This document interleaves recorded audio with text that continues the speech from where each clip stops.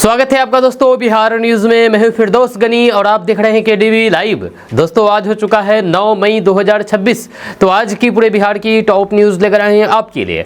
Video शुरू करने से पहले आपसे एक रिक्वेस्ट है कि अगर आप पहली बार इस चैनल पर आए हैं तो चैनल को सब्सक्राइब करके बेल आइकन को प्रेस कर दीजिए और साथ ही साथ वीडियो को लाइक कर दीजिए, अपने दोस्तों के साथ शेयर भी कीजिए। तो चलिए चलते हैं आज की खबरों की ओर। दोस्तों आज बिहार न्यूज की शुरुआत सबसे पहले मौसम से करते हैं। तो बिहार में मौसम के हिसाब से अगले 72 घंटे भारी 6 जिलों के लिए जारी हुआ अलर्ट। जाने कैसे होंगे हालात। दरअसल बात यह है कि बिहार में मौसम ने अचानक करवट ले ली है और आने वाले 72 घंटे काफ़ी भारी रहने की संभावना जताई जा रही है। मौसम विभाग ने बिहार के 6 जिलों के लिए अलर्ट जारी कर दिया है, जहां पर तेज आंधी, बारिश और फिर खराब मौसम देखने को मिल सकता है। ऐसे हालात को देखते हुए लोगों को सतर्क रहने और जरूरी न हो तो फिर घर से बाहर ना निकलने की सलाह दी गई है। रिपोर्ट्स के मुताबिक इस दौरान तेज हवा के साथ बारिश और फिर कुछ जगहों पर ओलावृष्टि भी हो सकती है। मौसम में इस अचानक बदलाव से आम जनजीवन प्रभावित हो सकता है। वहीं पर किसानों की चिंता भी बढ़ गई है, क्योंकि इससे फसलों को नुकसान पहुंचने का खतरा है। खास करके खुले में रखी फसल और पेड़ पौधों पर इसका ज्यादा असर पड़ सकता है। विशेषज्ञों का मानना है कि ऐसे मौसम में सावधानी बरतना बेहद जरूरी है। अगर लोग मौसम विभाग के अलर्ट को गंभीरता से लें और सुरक्षित स्थानों पर रहें तो फिर नुकसान से बचा जा सकता है। उम्मीद की जा रही है कि कुछ दिनों बाद मौसम सामान्य हो जाएगा, लेकिन फिलहाल सतर्क रहना ही सबसे बेहतर उपाय है। आज 9 नवंबर है। आज 72 घंटे के लिए अपडेट जारी किया गया है, तो आप 72 घंटे तक सतर्क रहें। बिहार में 80 वर्ष से अधिक उम्र के राशन कार्ड धारकों को घर तक राशन पहुंचाने की तैयारी। अशोक चौधरी ने कही बड़ी बात। दरअसल बात यह है कि बिहार में बुजुर्गों को राहत देने के लिए सरकार एक नई व्यवस्था की तैयारी कर रही है। इसके तहत 80 वर्ष से अधिक उम्र के राशन कार्ड धारकों को अब घर तक राशन पहुँचाने की योजना बनाई जा रही है। इस पहल का मकसद उन बुजुर्गों की मदद करना है जिन्हें राशन लेने के लिए दुकान तक जाने में दिक्कत होती है। रिपोर्ट्स के मुताबिक इस योजना को लागू करने के लिए विभाग स्तर पर तैयारी शुरू कर दी गई है। जब सरकार चाहती है कि जरूरतमंद बुजुर्गों को समय पर और फिर आसानी से राशन मिल सके, ताकि उन्हें किसी तरह की परेशानी न हो। इसके लिए वितरण प्रणाली को और बेहतर बनाने पर भी काम किया जा रहा है। विशेषज्ञों का मानना है कि ये पहल बुजुर्गों के लिए काफी फायदेमंद साबित हो सकती है। अगर इसे सही तरीके से लागू किया गया तो फिर इससे न सिर्फ उनकी परेशानियां कम होगी, बल्कि सरकारी योजनाओं का लाभ भी सीधे जरूरतमंद लोगों तक पहुंच सकेगा। बिहार से बड़ी खबर। पहले मिड डे मील में पका दिया सांप, अब स्कूल में खाना खाते हुए बीमार हुए बच्चे। दरअसल बात है कि बिहार में मिड डे मील को लेकर के एक और गंभीर मामला सामने आया है, जहां पर स्कूल में खाना खाने के बाद कई बच्चे अचानक बीमार हो गए। इस घटना से इलाके में हरकत मच गया और अभिभावकों में चिंता बढ़ गई। बताया जा रहा है कि पहले भी इसी तरीके की घटना सामने आ चुकी है, जिससे स्कूल की व्यवस्था पर सवाल उठने लगे हैं। रिपोर्ट्स के मुताबिक बच्चों ने जैसे ही खाना खाया उन्हें उल्टी, पेट दर्द और चक्कर जैसी शिकायतें होने लगी। इसके बाद तुरंत उन्हें अस्पताल ले जाया गया, जहां पर उनका इलाज चल रहा है। घटना की जानकारी मिलते ही प्रशासन हरकत में आया और पूरे मामले की जांच शुरू कर दी गई है। विशेषज्ञों का मानना है कि इस तरह की घटनाएं मिड डे मील की गुणवत्ता और फिर निगरानी पर सवाल खड़े करती है। अगर समय पर सख्त कदम नहीं उठाए गए तो फिर बच्चों की सेहत गंभीर पर असर पड़ सकता है। हाल इसलिए व्यवस्था को और मजबूत करने की जरूरत है। रेलवे प्लेटफॉर्म पर खीरे को हरे रंग में रंगती दिखी महिला। सेहत से खिलवाड़ देख करके लोगों ने रेलवे से की एक्शन की मांग। दरअसल बात है कि गर्मी में जिस खीरे को हम ये सोच करके खा लेते हैं कि ये हमारे स्वास्थ्य के लिए अच्छा है, अगर उस खीरे को हरा दिखाने के लिए भी स्कैम किया जा रहा हो तब किसी पर भरोसा करना मुश्किल है। इंटरनेट पर कटिहार रेलवे स्टेशन का जो वीडियो वायरल है, उसमें एक आंटी को रंगे हाथ पकड़ा गया है। या गर्मियों में सेहत का ध्यान रखने वाले जम करके खीरा खाते हैं। खीरा ना सिर्फ बॉडी को हाइड्रेट रखता है, बल्कि इसे डाइजेशन के लिए भी बेहतर माना जाता है। लेकिन इंटरनेट पर जो वीडियो वायरल है, इस वीडियो को देखने के बाद आप कर रखे खीरे को ज्यादा हरे होने पर भी शक कर सकते हैं, क्योंकि वीडियो में महिला खीरे को हरे रंग से रंगती नजर आ रही है, हरा दिखने के लिए। यह घटना बिहार के कटिहार रेलवे जंक्शन की बताई जा रही है। इस मामले का अब रेलवे ने भी संज्ञान लिया है। अब खीरा भी शुद्ध नहीं है। ईमानदारी से काम करेंगे, अंतिम व्यक्ति तक इलाज पहुंचाएंगे। स्वास्थ्य मंत्री का पद संभालते ही क्या बोले नीतीश कुमार के बेटे निशांत कुमार। दरअसल बात है कि बिहार में नए स्वास्थ्य मंत्री के रूप में पद संभालते ही निशांत कुमार ने अपनी प्राथमिकताएं साफ कर दी है। उन्होंने कहा है कि उनका मुख्य लक्ष्य ईमानदारी से काम करते हुए हर जरूरतमंद तक बेहतर इलाज पहुंचाना होगा। उन्होंने स्वास्थ्य व्यवस्था को मजबूत बनाने और आम लोगों को सुविधाएं देने पर भी जोर दिया है। मंत्री ने बताया है कि राज्य के अस्पतालों में सुविधाओं को बेहतर किया जाएगा और डॉक्टरों और फिर मेडिकल स्टाफ की कमी को दूर करने के लिए जरूरी कदम उठाए जाएंगे। साथ ही ग्रामीण इलाकों में स्वास्थ्य सेवाओं को मजबूत मजबूत करने पर खास ध्यान दिया जाएगा ताकि दूर दराज के लोगों को भी समय पर इलाज मिल सके। उन्होंने भरोसा दिलाया है कि सरकार स्वास्थ्य क्षेत्र में पारदर्शिता और फिर सुधार लाने के लिए लगातार काम करेगी। उनका कहना है कि योजनाओं का सही तरीके से क्रियान्वयन किया जाएगा ताकि हर व्यक्ति को बेहतर और फिर सस्ता इलाज मिल सके। TRI 4 की मांग को लेकर के अभ्यर्थियों ने किया चक्का जाम, शिक्षा मंत्री के खिलाफ खोले नारेबाजी। दरअसल बात यह है कि बिहार के पटना सहित कई जिलों में TRI 4 की मांग को लेकर के अभ्यर्थियों ने जोरदार प्रदर्शन किया। इस दौरान प्रदर्शनकारियों ने सड़क जाम कर दी, जिससे आवागमन प्रभावित हुआ और लोगों को काफ़ी परेशानी का सामना करना पड़ा। अभ्यर्थियों का कहना है कि उनकी मांगों को लंबे समय से नज़रअंदाज किया जा रहा है। प्रदर्शन के दौरान अभ्यर्थियों ने शिक्षा मंत्री के खिलाफ जम करके नारेबाजी की और जल्द से जल्द TRI 4 भर्ती प्रक्रिया शुरू करने की मांग उठाई है। उनका आरोप है कि सरकार भर्ती को लेकर के स्पष्ट निर्णय नहीं ले रही है, जिससे युवाओं में नाराजगी बढ़ती जा रही है। मौके पर पहुंची पुलिस और प्रशासन ने स्थिति को संभालने की कोशिश की और प्रदर्शनकारियों को समझा करके जाम हटवाया।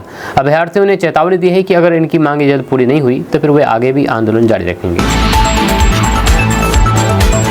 बिजली, शौचालय, शिक्षा और फिर छात्र सब नदारत। भारत में 1 लाख से अधिक स्कूलों की बदहाली पर आई नीति आयोग की रिपोर्ट। दरअसल बात यह है कि देश में शिक्षा व्यवस्था को लेकर के नीति आयोग की एक रिपोर्ट ने चिंता बना दी है। रिपोर्ट के मुताबिक भारत में 1 लाख से ज़्यादा स्कूल ऐसे हैं जहां पर बिजली, शौचालय, पर्याप्त शिक्षक और फिर छात्र जैसी बुनियादी सुविधाओं की भारी कमी है। जहाँ कई स्कूलों की हालात इतनी ख़राब बताई गई है कि वहाँ पढ़ाई का माहौल भी ठीक से नहीं बन पा रहा है।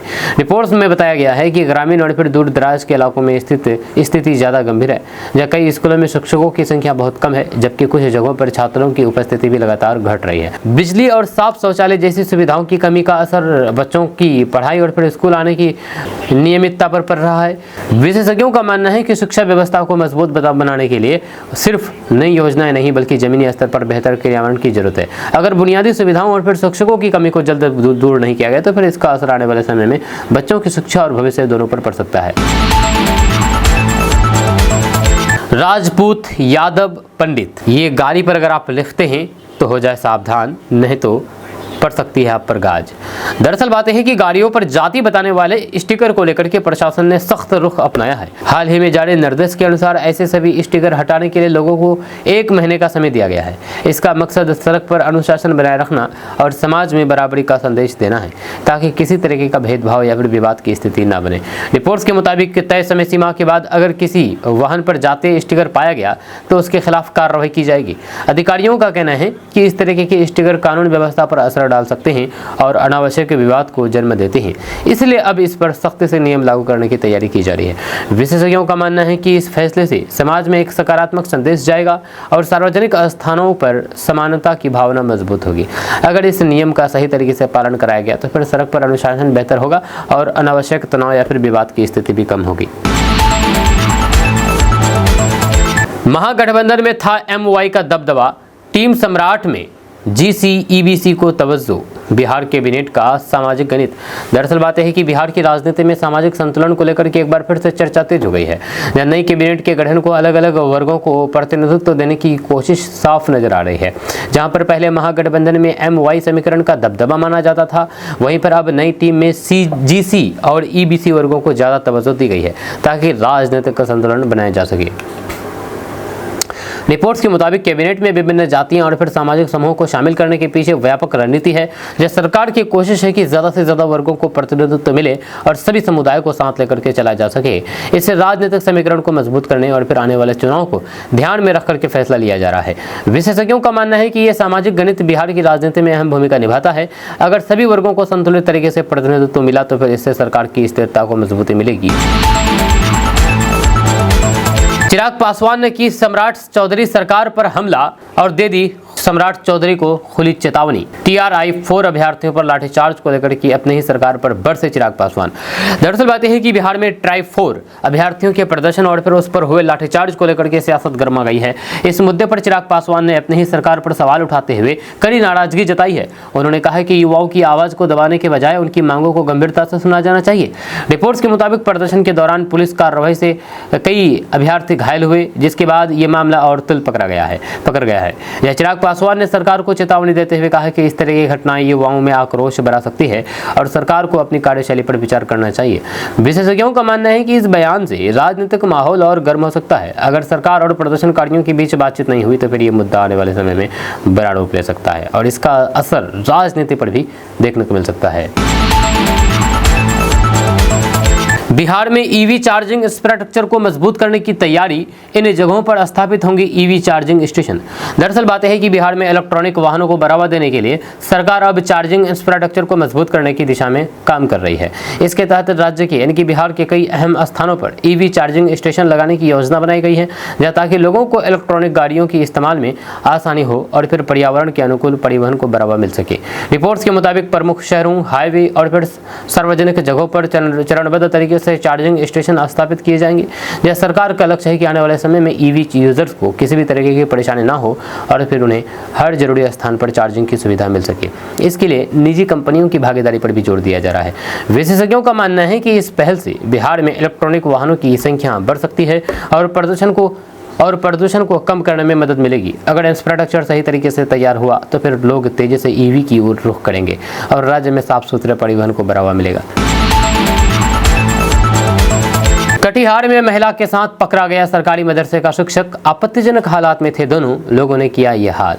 दरअसल बात है कि बिहार के कटिहार जिले में एक सरकारी मदरसे के शिक्षक को शिक्षा से जुड़ा मामला सामने आने के बाद इलाके में हरकत मच गया है। बताया जा रहा है कि शिक्षक को एक महिला के साथ आपत्तिजनक हालात में पकड़ा गया है, जिसके बाद स्थानीय लोगों में नाराजगी बढ़ गई है। इस घटना ने इलाके में चर्चा और विवाद दोनों को जन्म दे दिया है। यहाँ रिपोर्ट्स के मुताबिक लोगों ने मौके पर दोनों को पकड़ लिया और जम करके हंगामा किया। गुस्साए लोगों ने शिक्षक के साथ मारपीट भी की और पूरे मामले की सूचना पुलिस को दी। घटना का वीडियो भी सामने आने की बात कही जा रही है, जिससे मामला और तेजी से फैल गया है। विशेषज्ञों का मानना है कि इस तरह की घटनाएं समाज में गंभीर सवाल खड़े करती है और फिर कानून व्यवस्था को लेकर के चिंता बढ़ाती है। अगर समय पर कार्रवाई नहीं की गई तो फिर इससे सामाजिक माहौल पर असर पड़ सकता है और फिर ऐसे मामलों को रोकने के लिए सख्ती जरूरी होगी। सीएम सम्राट चौधरी ने गृह मंत्रालय अपने पास क्यों रखा? बिहार में कर्पूरी से लेकर के नीतीश तक है ट्रेंड, इसके बिना कैसे कमजोर होता है सीएम? दरअसल बात है कि बिहार में नई सरकार बनने के बाद सबसे ज्यादा चर्चा इस बात की हो रही है कि मुख्यमंत्री सम्राट चौधरी ने गृह मंत्रालय खुद अपने पास क्यों रखा है। दरअसल गृह विभाग को बिहार सरकार का सबसे ताकतवर विभाग माना जाता है, क्योंकि इसके जरिए कानून व्यवस्था, पुलिस और प्रशासन पर सीधा नियंत्रण रहता है। यही वजह है कि मुख्यमंत्री इस विभाग को अपने पास रख करके पूरी व्यवस्था पर मजबूत पकड़ बनाए रखना चाहते हैं। यह रिपोर्ट्स के मुताबिक ये सिर्फ सम्राट चौधरी का फैसला नहीं है, बल्कि बिहार की राजनीति में लंबे समय से चली आ रही परंपरा है। कर्पूरी ठाकुर, लालू प्रसाद यादव, राबड़ी देवी और नीतीश कुमार जैसे नेताओं ने भी अपने कार्यकाल में गृह विभाग अपने पास ही रखा। इसका मुख्य कारण यह है कि इस विभाग के जरिए ट्रांसफर, पोस्टिंग, पुलिस कार्रवाई और फिर सुरक्षा से जुड़े अहम फैसले सीधे मुख्यमंत्री के नियंत्रण में रहते हैं। विशेषज्ञों का मानना है कि अगर गृह मंत्रालय किसी और मंत्री को दे दिया जाए तो फिर मुख्यमंत्री की शक्ति कुछ हद तक कमजोर हो सकती है। इसलिए ज़्यादातर राज्यों में सीएम खुद ही इस विभाग को संभालते हैं, ताकि शासन पर उनकी पकड़ मजबूत बनी रहे और फिर कानून व्यवस्था को सीधे नियंत्रित किया जा सके। बिहार में बनेगी फिल्म सिटी, सम्राट चौधरी से मिले रवि किशन, भोजपुरी सिनेमा के लिए बड़े प्लान पर चर्चा। दरअसल बात है कि बिहार में फिल्म सिटी बनाने को लेकर के एक बार फिर से चर्चा तेज हो गई है। इस मुद्दे पर अभिनेता और फिर सांसद रवि किशन ने मुख्यमंत्री सम्राट चौधरी से मुलाकात की है, जिसमें भोजपुरी अभिनय सिनेमा को बढ़ावा देने के लिए बड़े प्लान पर बातचीत हुई है। इस पहल का मकसद राज्य में फिल्म इंडस्ट्री को विकसित करना और युवाओं के लिए नए अवसर पैदा करना है।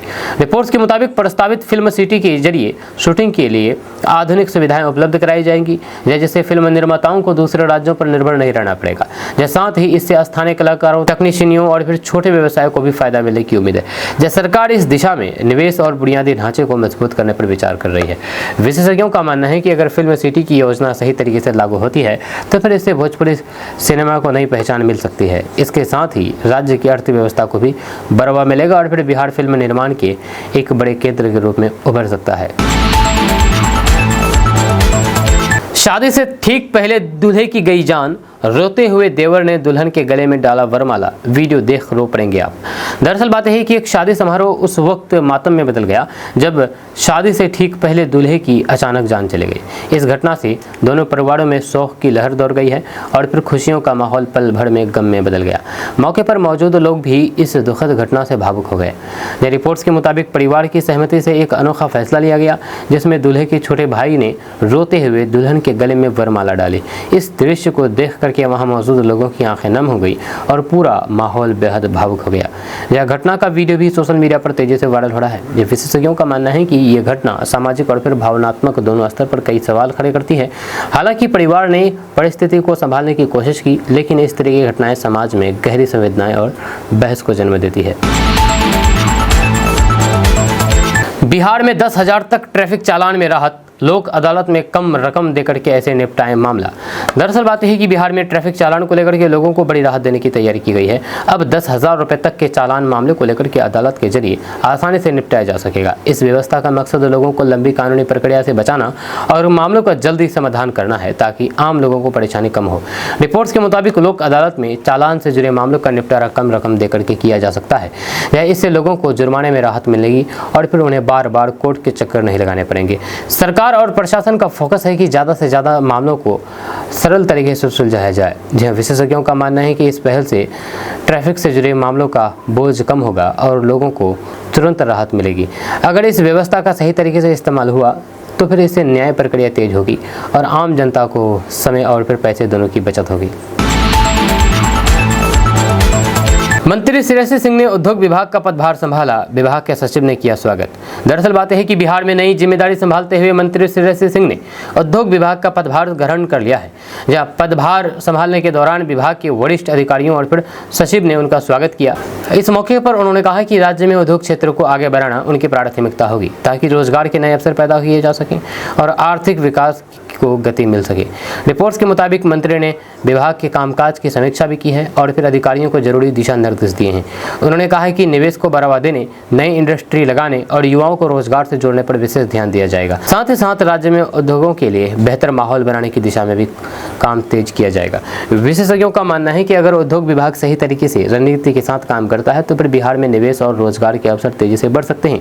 इससे राज्य की अर्थव्यवस्था को मजबूत मिलेगी और युवाओं को अपने ही प्रदेश में काम करने का मौका मिलेगा। लोगों के बीच भ्रामक सूचनाएं नहीं फैले, इस पर खास ध्यान देने की जरूरत, मंत्री श्रवण कुमार। दरअसल बात है कि बिहार में भ्रामक सूचनाओं को लेकर के सरकार ने चिंता जताई है। इस पर बोलते हुए मंत्री श्रवण कुमार ने कहा कि लोगों के बीच गलत और फिर भ्रामक जानकारियां फैलने से समाज में भ्रम और फिर तनाव की स्थिति बन सकती है। उन्होंने इस बात पर जोर दिया है कि सही जानकारी लोगों तक पहुंचे, इसके लिए सभी को जिम्मेदारी के साथ काम करना होगा। रिपोर्ट्स के मुताबिक उन्होंने अधिकारियों और फिर संबंधित विभागों को निर्देश दिया है कि सोशल मीडिया और फिर अन्य माध्यमों पर फैलने वाली अफवाहों पर नजर रखी जाए।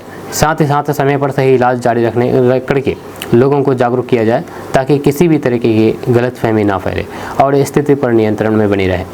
विशेषज्ञों का मानना है कि आज के डिजिटल दौर में अफवाहें तेजी से फैलती है जिससे समाज में नकारात्मक असर पड़ सकता है। अगर समय रहते इन पर रोक नहीं लगाई गई तो फिर इससे कानून व्यवस्था पर भी असर पड़ सकता है। इसके लिए सतर्कता और जागरूकता बेहद जरूरी है। अपने बच्चों को मंत्री बना लो, युवाओं पर डंडे चला दो, ट्राई-4 प्रदर्शन पर लाठीचार्ज से भड़के तेजस्वी यादव। दरअसल बातें हैं कि बिहार में ट्राई-4 अभ्यर्थियों के प्रदर्शन पर हुए लाठीचार्ज को लेकर के सियासत तेज हो गई है। इस मुद्दे पर तेजस्वी यादव ने सरकार पर तीखा हमला बोलते हुए नाराजगी जताई गई है। उन्होंने आरोप लगाया है कि सरकार युवाओं की मांगों को नजरअंदाज कर रही है और उनके साथ सख्ती बरत रही है, जो सही नहीं है। रिपोर्ट्स के मुताबिक प्रदर्शन के दौरान पुलिस की कार्रवाई में कई अभ्यर्थी घायल हुए, जिसके बाद मामला और गर्मा गया है। तेजस्वी यादव ने सरकार पर तंज कसते हुए कहा कि अपने लोगों को पद देना आसान है लेकिन युवाओं की समस्याओं पर ध्यान नहीं दिया जा रहा है। इस बयान के बाद राजनीतिक माहौल और ज्यादा गर्म हो गया है। जहां विशेषज्ञों का मानना है कि इस तरीके के बयान और घटनाएं आने वाले समय में राजनीतिक पर असर डाल सकती है। अगर सरकार और अभ्यर्थियों के बीच बातचीत नहीं हुई तो फिर ये मुद्दा और बड़ा रूप ले सकता है। बिहार में अश्लील गाना बजाए तो खैर नहीं, मंत्री प्रमोद चंद्रवंशी ने पद संभालते ही जारी कर दिया अल्टीमेट। दरअसल बात यह है कि बिहार में अश्लील गानों को लेकर के सरकार सख्त रुख अपनाने के मोड़ में नजर आ रही है।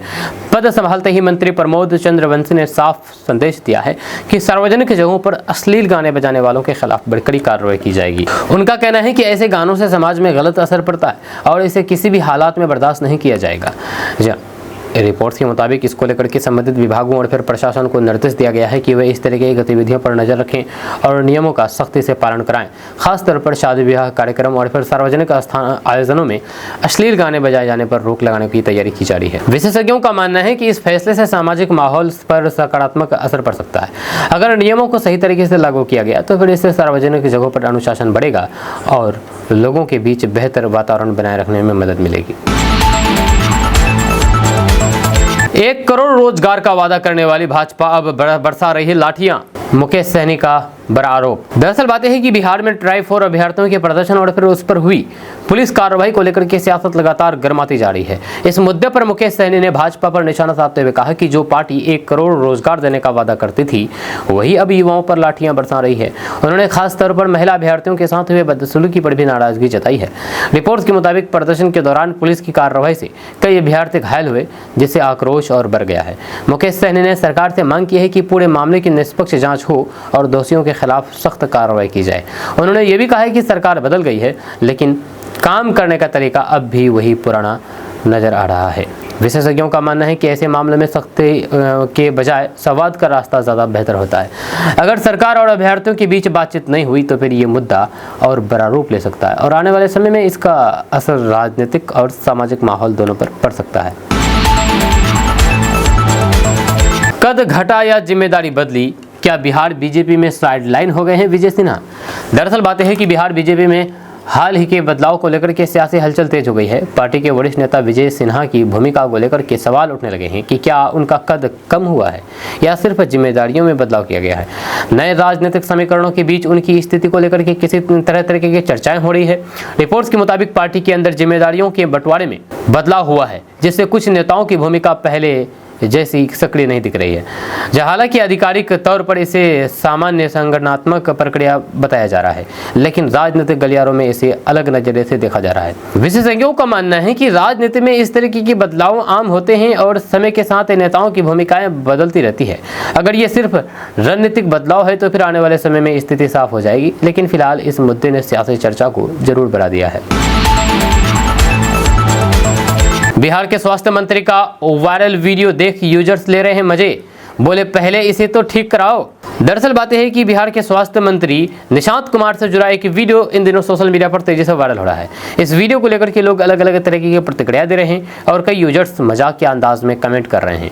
वीडियो सामने आने के बाद ये चर्चा का विषय बन गया है और लोग इसे लेकर के अपनी राय रख रहे हैं। रिपोर्ट्स के मुताबिक वीडियो में मंत्री को देख करके लोग तंज कस रहे हैं या कई लोगों ने इसे लेकर के सवाल उठाए हैं, जबकि कुछ लोग इसे हल्के फुल्के अंदाज में ले रहे हैं। सोशल मीडिया पर यह वीडियो तेजी से वायरल किया जा रहा है। ये वीडियो है नीतीश कुमार के बेटे निशांत कुमार, जो कि अभी हाल ही में स्वास्थ्य मंत्री बने हैं। लोग कह रहे हैं कि पहले इसको ठीक कराओ, उसके बाद स्वास्थ्य मंत्री देना है। जैसे यह मामला और ज़्यादा गर्मा गया है। विशेषज्ञों का मानना है कि सोशल मीडिया पर इस तरह की वीडियो तेजी से वायरल हो जाते हैं। बंगाल में सीएम पद को लेकर के सस्पेंस हुआ खत्म, शुभेंदु अधिकारी होंगे अगले सीएम, जल्द करेंगे राज्यपाल से अहम मुलाकात। दरअसल बात है कि पश्चिम बंगाल की राजनीति में मुख्यमंत्री पद को लेकर के चल रहा सस्पेंस अब खत्म होने की खबर सामने आ रही है। बताया जा रहा है कि शुभेंदु अधिकारी को अगले मुख्यमंत्री के रूप में आगे बढ़ाया जा सकता है और इसको लेकर के राजनीतिक हलचल तेज हो गई है। इस खबर के बाद राज्य की सियासत में नई चर्चा शुरू हो गई है। रिपोर्ट्स के मुताबिक शुभेंदु अधिकारी जल्द ही राज्यपाल से मुलाकात कर सकते हैं, जिसे इस पूरे घटनाक्रम में अहम कदम माना जा रहा है। हालांकि इस पर आधिकारिक पुष्टि का इंतजार है, लेकिन राजनीतिक गलियारों में इसे बड़े बदलाव के संकेत के रूप में देखा जा रहा है। इससे राज्य की मौजूदा राजनीति में बड़ा असर पड़ सकता है। विशेषज्ञों का मानना है कि अगर ऐसा होता है तो फिर यह पश्चिम बंगाल की राजनीति में बड़ा बदलाव होगा। इससे सत्ता संतुलन पर असर पड़ सकता है और फिर आने वाले समय में नई राजनीतिक रणनीतियां देखने को मिल सकती है। फिलहाल सभी की नजरें आगे होने वाली घटनाओं पर टिकी है। बिहार में जीविका दीदियों को 5 किस्त में मिलेंगे 2 लाख, रोजगार के लिए 10 लाख। कुर्सी संभालते ही श्रवण कुमार का बड़ा ऐलान। दरअसल बात है कि बिहार में जीविका दीदियों को आर्थिक रूप से मजबूत बनाने के लिए सरकार ने बड़ा फैसला लिया है। पद संभालते ही मंत्री श्रवण कुमार ने घोषणा की है कि जीविका समूह से जुड़ी महिलाओं को 2 लाख रुपए तक की राशि 5 किस्तों में दी जाएगी। इस पहल का मकसद महिलाओं को आत्मनिर्भर बनाना और उन्हें छोटे छोटे रोजगार से जोड़ना है ताकि उनकी आय बढ़ सके। रिपोर्ट्स के मुताबिक रोजगार को बढ़ावा देने के लिए सरकार 10 लाख रुपए तक आर्थिक सहायता देने की भी योजना है। जब सरकार चाहती है कि महिलाएं खुद व्यवसाय शुरू करें और अपने परिवार की आर्थिक स्थिति को मजबूत बनाएं। जहाँ इसके लिए विभिन्न योजनाओं के तहत प्रशिक्षण और फिर वित्तीय सहयोग भी दिया जाएगा। विशेषज्ञों का मानना है कि ये पहल ग्रामीण महिलाओं के लिए काफ़ी फायदेमंद साबित हो सकती है। अगर इस योजना को सही तरीके से लागू किया गया तो फिर इससे महिलाओं की आर्थिक स्थिति में भी सुधार होगा और वे आत्मनिर्भर बनकर के समाज में अपनी मजबूत पहचान बना सकेगी। बर्खास्त होने से ममता को कितना हुआ नुकसान, जाने पूर्व सीएम को मिलने वाली सहूलियतें। दरअसल बात है कि पश्चिम बंगाल की राजनीति में ममता बनर्जी को लेकर के एक बड़ा सवाल खड़ा कर किया जा रहा है कि पद से हटने के बाद उन्हें कितना नुकसान हो सकता है। पूर्व मुख्यमंत्री बनने के बाद मिलने वाली सुविधाओं और फिर अधिकारों को लेकर भी चर्चा शुरू हो गई है। आम लोगों के बीच ये जानने की उत्सुकता है कि एक पूर्व मुख्यमंत्री को किन किन सुविधाओं का लाभ मिलता है। रिपोर्ट्स के मुताबिक पूर्व मुख्यमंत्री को सरकार की ओर से कई तरह की सुविधाएं दी जाती है, जिसमें सुरक्षा, सरकारी आवास, स्टाफ और फिर अन्य जरूरी सुविधाएं शामिल होती है। हालांकि पद पर रहते हुए मिलने वाले कुछ शक्तियां, अधिकार खत्म हो जाते हैं, जिससे उनके प्रभाव में कमी आ सकती है। विशेषज्ञों का मानना है कि पूर्व सीएम को मिलने वाली सुविधाएं उनकी सुरक्षा और फिर सम्मान के लिए होती है, लेकिन असली ताकत पद पर रहते ही होती है। इसीलिए पद से हटने के बाद राजनीतिक प्रभाव और निर्णय लेने की क्षमता में फर्क आना स्वाभाविक रूप से माना जाता है। 13 साल बाद गुमशुदा नाबालिग को ढूंढ पाई पुलिस, अब बन चुकी है 4 बच्चों की मां। हकीकत जानकर के सन रह गया परिवार। दरअसल बात है कि एक हैरान कर देने वाला मामला सामने आया है, जहां पर 13 साल पहले लापता हुई एक नाबालिग लड़की को पुलिस ने आखिरकार ढूंढ निकाला है। इतने लंबे समय बाद उनके मिलने से परिवार हैरान रह गया, क्योंकि अब वो शादीशुदा है और 4 बच्चों की मां बन चुकी है। इस घटना ने इलाके में चर्चा का माहौल बना दिया है। रिपोर्ट्स के मुताबिक लड़की के गायब होने के बाद परिवार ने काफ़ी तलाश की थी, लेकिन उसका कोई भी अता पता नहीं चल पाया था। अब पुलिस की कार्रवाई के बाद उसका सुराग मिला है और पूरी सच्चाई सामने आई है। लड़की की वर्तमान स्थिति जानकर कि परिवार भावुक हो गए और पूरे मामले ने सबको चौंका दिया। जहां विशेषज्ञों का मानना है कि ऐसे मामलों में समय बीतने के साथ परिस्थितियां पूरी तरह से बदल जाती है। पुलिस की जांच में जहां पर परिवार को सच्चाई पता चलती है, वहीं पर ऐसे केस समाज में सुरक्षा और जागरूकता को लेकर के कई सवाल खड़े करते हैं। मामला पटना जिला का है। 13 साल पहले पटना की एक नाबालिग लड़की गायब हो गई थी और आज उसे दिल्ली से पकड़ा गया है, यानी कि दिल्ली से उनको खोज निकाला गया है 13 साल बाद, जबकि अभी वो बच्ची 4 बच्चे की माँ भी बन गई है। किन चीज़ों को खाने से किडनी में होती है पथरी, स्टोन, डॉक्टर ने बताया है। दरअसल बात है कि आज के समय में किडनी स्टोन यानी कि किडनी में पथरी की समस्या तेजी से बढ़ रही है, जिसका मुख्य कारण गलत खानपान और ख़राब लाइफ स्टाइल माना जाता है। डॉक्टरों के अनुसार शरीर में कुछ मिनरल्स की मात्रा बढ़ने से पथरी बनने लगती है। जब शुरुआत में इसके लक्षण हल्के होते हैं, लेकिन बाद में ये तेज दर्द और परेशानी का कारण बन सकती है। डॉक्टर बताते हैं कि ज़्यादा नमक, प्रोसेस्ड फूड, जंक फूड और फिर ज़्यादा शुगर वाली चीज़ें किडनी स्टोन का खतरा बढ़ाती है। इसके अलावा ऑक्सालेट से भरपूर चीज़ें और फिर कोल्ड ड्रिंक्स या पैकेट्स ड्रिंक्स का अधिक सेवन भी नुकसानदायक होता है। कम पानी पीना भी एक बड़ा कारण है, जिससे शरीर में मिनरल्स जमा होकर के भारी पथरी बना सकते हैं। यह किडनी को स्वस्थ रखने के लिए पर्याप्त पानी पीना सबसे ज़रूरी माना जाता है।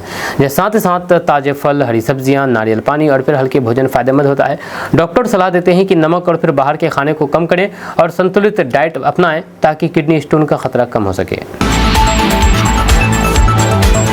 दोस्तों, किशनगंज में थाना अध्यक्ष को सस्पेंड कर दिया गया है। एसपी ने बहुत बड़ा एक्शन लिया है। किशनगंज के एक थाना अध्यक्ष को सस्पेंड कर दिया गया। किशनगंज पुलिस विभाग में ये बड़ी कार्रवाई हुई है और इस बार सीधे थाना अध्यक्ष पर ही गाज गिर गई है।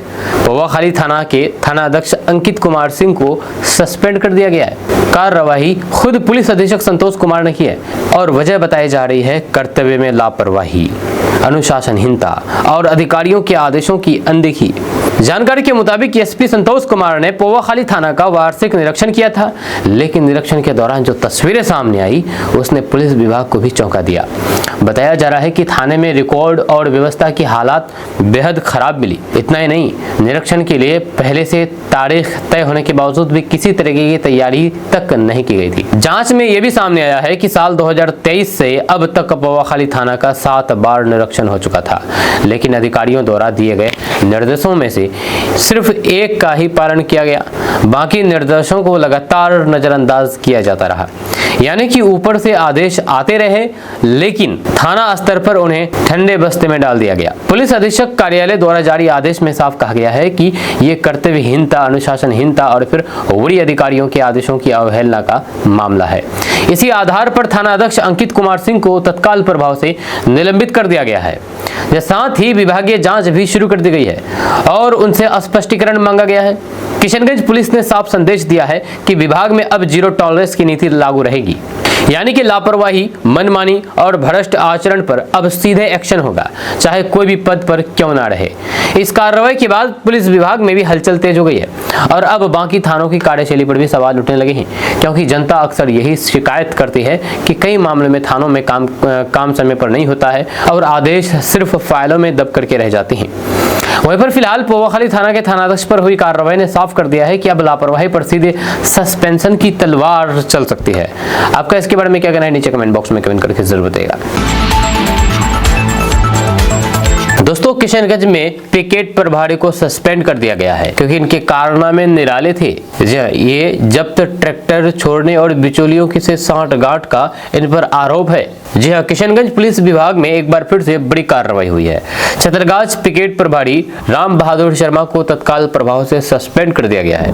उन पर आरोप है कि उन्होंने जब्त किए गए ट्रैक्टरों को नियमों के खिलाफ छोड़ दिया और इस पूरे मामले में बिचौलियों से सांठगांठ की। जांच में कई अनियमितताएं सामने आने के बाद एसपी संतोष कुमार ने सख्त कदम उठाया है। अब इस कार्रवाई के बाद पुलिस विभाग में भी हरकत मचा हुआ है। हम आपको इस पूरी खबर के बारे में बताएंगे विस्तार से, डिटेल से। उससे पहले आप हमारे इस पेज को फॉलो कर लीजिए इसी तरह खबरें देखने के लिए। तो दरअसल बात यह है कि किशनगंज जिले के छतरगाछ पिकेट प्रभारी और पुलिस अवर निरीक्षक राम बहादुर शर्मा पर बड़ी कार्रवाई करते हुए उन्हें निलंबित कर दिया है। यह कार्रवाई किशनगंज एसपी संतोष कुमार के आदेश पर हुई है। जानकारी के मुताबिक पुलिस अधीक्षक को शिकायत मिली थी कि पिकेट प्रभारी ने थाना में जब्त किए गए 2 ट्रैक्टरों को नियमों की अनदेखी करते हुए छोड़ दिया। आरोप यह भी है कि इस पूरे मामले में बिचौलियों से मिलीभगत की गई, जिससे सरकारी राजस्व को नुकसान पहुंचा है। मामले की जांच पुलिस उपाधीक्षक की यातायात को सौंपी गई। जांच रिपोर्ट में कई गंभीर गड़बड़ियां सामने आई। रिपोर्ट्स के अनुसार जिन गाड़ियों को छोड़ा गया उनके दस्तावेजों का सत्यापन जिला परिवहन पदाधिकारी से नहीं कराया गया था। इतना ही नहीं, वाहन मुक्त करने की प्रक्रिया में भी नियमों का पालन नहीं किया गया। जांच में यह भी सामने आया है कि पूरे मामले में लापरवाही और फिर मनमानी तरीके से काम किया गया है। इन आरोपों के आधार पर एसपी संतोष कुमार ने राम बहादुर शर्मा को तत्काल प्रभाव से सस्पेंड कर दिया है। फिलहाल उन्हें सामान्य जीवन यापन भत्ता पर रखा गया है और विभागीय जांच शुरू कर दी गई है, जहां उनसे पूरे मामले में स्पष्टीकरण भी मांगा गया है। किशनगंज पुलिस ने साफ कहा है कि विभाग में भ्रष्टाचार, लापरवाही और गलत आचरण को किसी भी हालात में बर्दाश्त नहीं किया जाएगा। पुलिस प्रशासन ने जीरो टॉलरेंस नीति अपनाने की भी बात कही है। लगातार हो रही विभागीय कार्रवाई से ये साफ संकेत मिल रहा है कि किशनगंज में प्रशासन अब पुलिस और सरकारी तंत्र में पारदर्शिता को लेकर के सख्त रवैया अपना रहा है। आपका इसके बारे में क्या कहना है, नीचे कमेंट बॉक्स में कमेंट करके जरूर बताइएगा।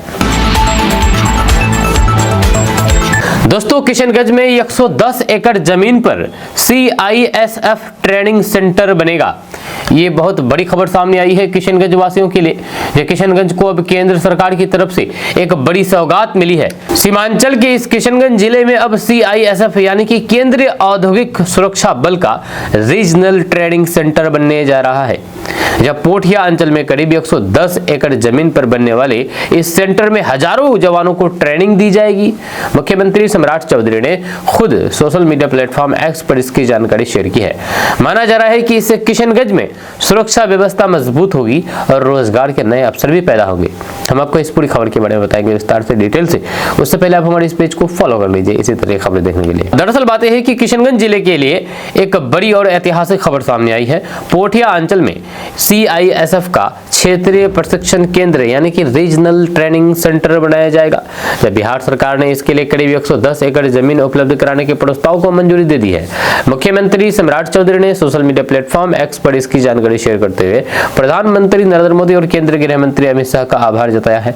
उन्होंने इसे सीमांचल के विकास के लिए बड़ा कदम बताया है। जानकारी के मुताबिक इस अत्याधुनिक ट्रेनिंग सेंटर में करीब 1000 CISF जवानों को ट्रेनिंग दी जाएगी। सुरक्षा विशेषज्ञों का मानना है कि किशनगंज जैसे जिले में इलाके में इस तरह का केंद्र बनना रणनीतिक रूप से काफी महत्वपूर्ण है। ये ट्रेनिंग सेंटर सिर्फ सुरक्षा के लिहाज से ही नहीं बल्कि विकास और रोजगार के नजरिए से भी बड़ा बदलाव ला सकता है।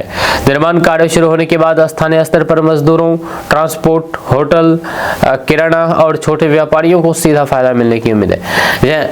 इसके अलावा जब सेंटर पूरी तरह शुरू हो जाएगा तब भी आसपास के इलाके में रोजगार और कारोबार के नए अवसर पैदा होंगे। जब प्रशासनिक सूत्रों के अनुसार जमीन अधिग्रहण की प्रक्रिया को तेज करने के निर्देश दिए गए हैं। साथ ही साथ सड़क, बिजली, पानी और फिर संचार जैसी बुनियादी सुविधाओं को भी तेजी से विकसित किया जाएगा।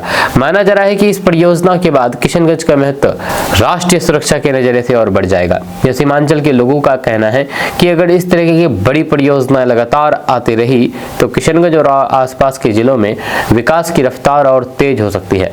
आपका इसके बारे में क्या कहना है नीचे कमेंट बॉक्स में कमेंट करके जरूर बताइएगा। दोस्तों, आपके मोबाइल स्क्रीन पर दिख रहा ये चोमू सा लड़का, इसका नाम है शिवम कुमार।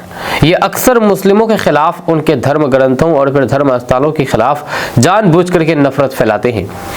इसने मुस्लिम धर्म स्थल को लेकर के बेहद ही आपत्तिजनक भड़काऊ टिप्पणी की है जो हम आपको नहीं बता सकते, नहीं दिखा सकते हैं। इन्होंने सोशल मीडिया पर एक मुस्लिमों की भावनाओं को ठेस पहुंचाने और समाज में नफरत फैलाने की कोशिश को लेकर के एक पोस्ट किया है। ये शिवम कुमार बिहार के रहने वाले हैं। बिहार से जुड़े शिवम कुमार ने मुस्लिमों की पवित्र धार्मिक स्थलों को लेकर के बेहद ही आपत्तिजनक और भद्दी टिप्पणी सोशल मीडिया पर की है, जिसके बाद लोगों में भारी नाराजगी देखी जा रही है और इसको अरेस्ट करने की मांग की जा रही है। जब बिहार पुलिस से गुहार लगाई जा रही है कि इनको अरेस्ट किया जाए। ये धार्मिक भावनाओं को आहत पहुंचाते हैं, अक्सर सोशल मीडिया के माध्यम से लगातार मुस्लिम धर्म को टारगेट करते हैं, उनके धर्म स्थलों को टारगेट करते हैं, उनके धार्मिक चिन्हों को, धार्मिक ग्रंथों को टारगेट करते हैं और यहाँ तक कि मुस्लिमों के सफाया होने को लेकर भी बात करते हैं। ये सिर्फ एक पोस्ट नहीं बल्कि जानबूझ करके आपसी भाईचारा और सद्भाव बिगाड़ने की कोशिश है। देश में पहले भी कई बार ऐसे भड़काऊ बयान और सोशल मीडिया पोस्ट माहौल खराब कर चुका है, लेकिन इसके बावजूद भी कुछ लोग लाइक, फॉलोअर्स और फिर वायरल होने के चक्कर में समाज को बांटने का काम कर रहे हैं। सबसे बड़ा सवाल यही है कि क्या सोशल मीडिया अब नफरत फैलाने का अड्डा बनता जा रहा है? किसी भी धर्म के पवित्र स्थल, धार्मिक प्रतीक या फिर आस्था का मजाक उड़ाना अभिव्यक्ति की आजादी तो नहीं हो सकती है। अगर कोई मस्जिद, मंदिर, गुरुद्वारा या फिर चर्च के खिलाफ गंदी भाषा इस्तेमाल करता है तो फिर वह सिर्फ एक धर्म नहीं बल्कि पूरे समाज की शांति पर हमला करता है। स्थानीय लोगों और फिर सोशल मीडिया यूजर्स ने इस मामले में सख्त कार्रवाई की मांग की है। उनको गिरफ्तार करके सख्त से सख्त सजा दिलाने की मांग की है। लोगों का कहना है कि ऐसे लोगों पर कार्रवाई होनी चाहिए ताकि भविष्य में कोई भी व्यक्ति धार्मिक भावनाओं के साथ खिलवाड़ करने की हिम्मत ना करे। जब पुलिस और प्रशासन से अपील की गई है कि वायरल पोस्ट की जांच करके संबंधित व्यक्ति के खिलाफ IT एक्ट और अन्य धाराओं में कार्रवाई की जाए। आज जरूरत है इस बात की कि सोशल मीडिया को नफरत फैलाने का हथियार नहीं बल्कि समाज को जोड़ने का माध्यम बनाया जाए, क्योंकि जब जब धर्म के नाम पर जहर फैलाया गया तब तब देश का माहौल खराब हुआ है। और याद रखिए, नफरत फैलाने वाला कभी भी समाज का नेता नहीं बन सकता, वह सिर्फ माहौल बिगाड़ने का काम करता है। और ऐसे लोगों की वजह से समाज में दूरियां पैदा होती है, एक दूसरे से नफरत करने लगते हैं, जिसकी वजह से आने वाले समय में घातक हो सकता है। इसी वजह से इस तरह के लोगों को गिरफ्तार करके इनको सबक सिखाना चाहिए।